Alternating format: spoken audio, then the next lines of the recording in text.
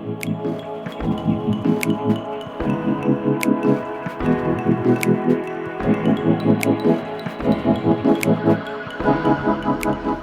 morning, everybody. Welcome to Sven Ceramics Studio.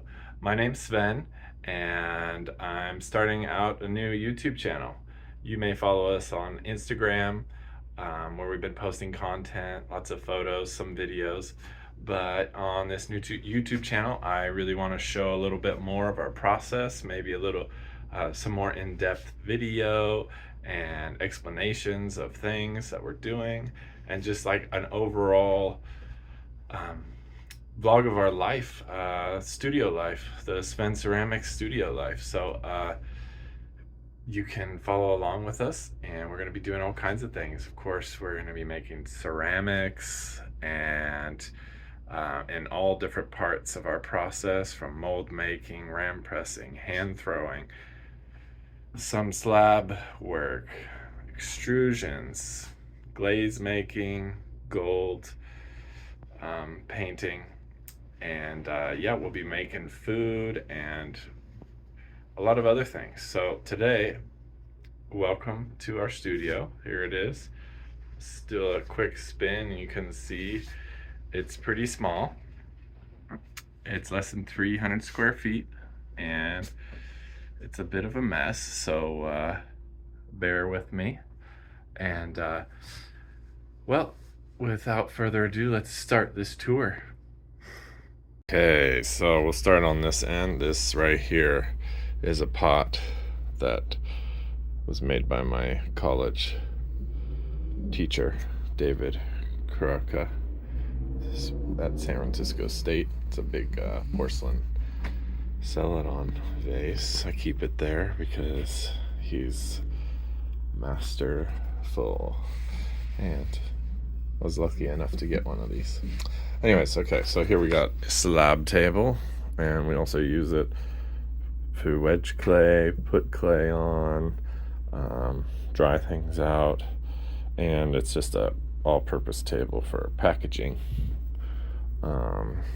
And then underneath we've got some mold storage, because we use ram press molds, and there's a lot of times this actually gets cleared out as to put like greenware and stuff on, but it's being taken over by molds. And we got a propane tank there for a heater. We got a toolbox. It's a little messy. There's a ram press. It's got an 18-ounce mug on it. I make all the dies myself and design them. Yeah, so we've got some past year's lunar charts here. Storage for bats. More bats way up there. And then we got 2 racks here for putting mostly ram press stuff on this one, but I do use it when I'm throwing a lot. Bring things over here. There's also some teapots that are on our auction right now on our website, svenceramics.com. And yeah, so this thing is pretty organized. The top's a mess right now, but we've got some gold and some tools, pens, and the most organized drawer is the cone drawer. The rest of them are kind of a mess. So we've got some mugs in process right now. Handles, no handles, ready to go in the bisque.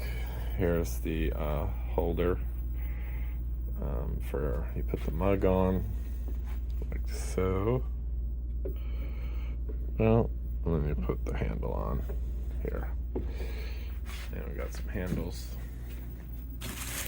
Yeah, we extrude the handles for these mugs. And okay, so we have our all-purpose table here. This is on wheels, so in a small space everything has to have more than one use. And this holds clay that's been pugged, and then I also use it to cut stuff on top, and then when we're pressing we can use that. We put the stack of bats there and fill them up, and use it to put the extruded forms on. Use it when we move it out of the way when we're using the pug mixer, Peter Pugger. Yeah, so there's that. We've got a hydraulic powered extruder. This thing's great. Got it off Craigslist many years ago. 7 years ago. Not that many, I guess. Yeah, we got a short wheel. Right, like sometimes things get stacked on it pretty often. If someone wants to throw sitting down, or if I'm making a big pot, yeah, I'll use that. This is another storage area we have, and this is for the throwing and trimming area. Right now it's set up for trimming these mugs, which these ones got a little too far gone, but basically you can see after they get pressed we have to, it's not focusing, trim off this excess, and then the mold's worn out, so there's all this mess on the bottom that has to be trimmed off. Do it on here with a credit card, this thing, and smoothing stuff to smooth it out with. Probably show you how to do that at some point, but this isn't focusing. These are great, heavy duty. You can sharpen them a bunch of times. This one is got a lot of life left. Okay, we got a sink. Let's go back to the wheel. This is a standing potter's wheel. I like to throw standing up, trim standing up. Got some cheap anti-fatigue mats, and and then I put all the thrown stuff here, and on this rack too. There. Okay, so continuing going around, we've got a sink, and we got bats, and we got some sad plants, and and this is our all-purpose table. So you can see there's glazed materials underneath, and there's some freshly made molds on top, and there's some glazed materials over here, and also below the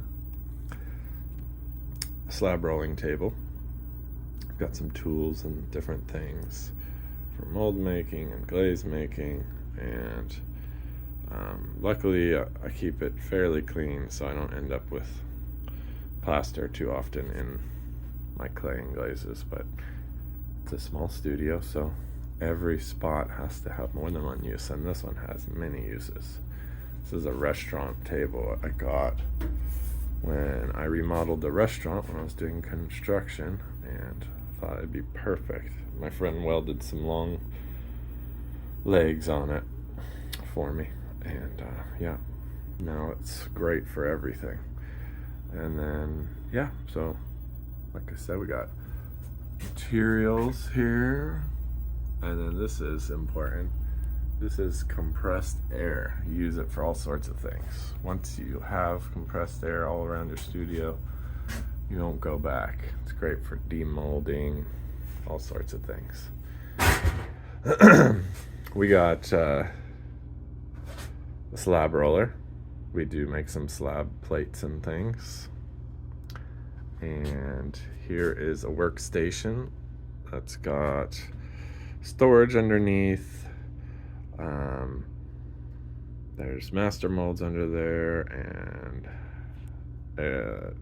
things for the extruder, storage. We've got this rolling stand a friend gave me. I think it goes up and down. It's great. You can use it for doing banding wheel stuff and raise it up high to hold, just hold stuff.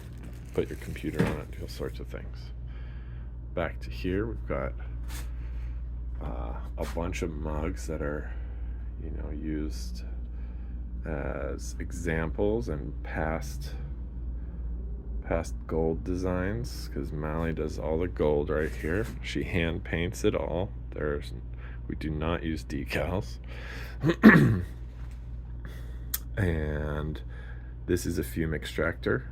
It's a very heavy duty HEPA filter, and it sucks out most of the fumes. We still wear masks while she's doing it, because it's not that pleasant, and you need to wear a mask when you're doing gold. We got more storage up here.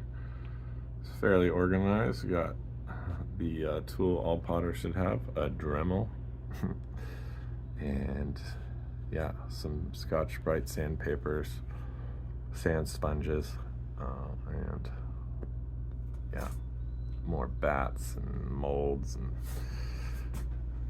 for doing slab work. Lots of foam. Got to keep all the foam for working on stuff. And then over here we got the office, which is packaging, and a board that has what we're gonna do, our calendar, which is not in use right now. Yep, going there another time. And that's it for in here. Oh, we're just gonna go outside.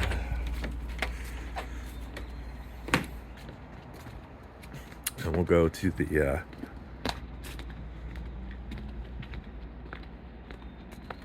kiln here. Yes, it is a rusty mess. I get this thing rebuilt probably once every 2 years, because the heat and the hood, not the kiln, it rusts out, so I gotta protect the kiln as good as I can. And there's a sheet metal guy I go to, and he builds them for pretty cheap, $400. Here's our kiln. It says it's a 16 cubic foot kiln, but the stacking space is actually just under 14, like 13 and something. It requires 6 propane tanks to fire. I daisy chain them in sets of 3, and I switch between those 3 because they freeze up, and then switch over to the other 3 to keep it going. Got clay storage outside on these racks, some more master molds and molds. Got lots of kiln furniture, buckets of glaze. Oh yes, we glaze outside. Got these nice racks off of Craigslist. And then we have this tiny shed up here. A little shed. Got a brand new Scott kiln in it with the touchpad. 3D printer for making tools and stuff. We got a little bit of a mess. Some plates, bisqueware plates. Some stuff in gold. Things that didn't make it into the kiln last time. Furniture for the bisque kiln. Wax resist. And yeah, basically we use this area to stage bisqueware and glazeware and we can move these tables around because they're on wheels. We usually make a square of the tables so we can glaze and wipe the bottoms, and then we put it all over here on this table before it goes into the kiln. This is storage area that's inside a little cabana. As you can see, we have many crates of mugs, plates, ordered sets, lots of bisqueware, finished things. This is all finished. And yeah, store some boxes in here. Okay, well that is it for the tour, and I hope you enjoyed it. I know everything's a little bit of a mess, and I am recording this on my phone. I do have a camera, so sometimes we'll have better quality things going. I also have a GoPro, and I wanted to also at this time share with you some POV footage I took using a mouth mount with my GoPro of throwing. So I'm going to show that to you now.